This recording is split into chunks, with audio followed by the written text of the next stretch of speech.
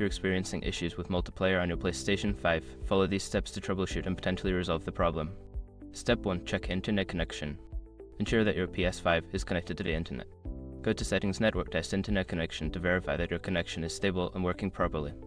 Step 2. Restart your console. Sometimes a simple restart can fix connectivity issues.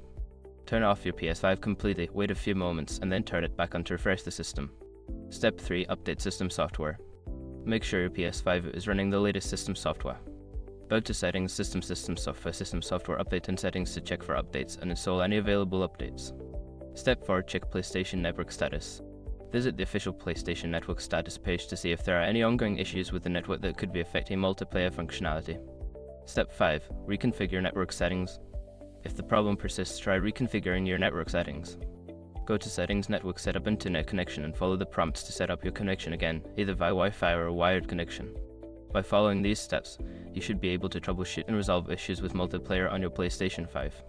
If problems continue, consider reaching out to PlayStation support for further assistance.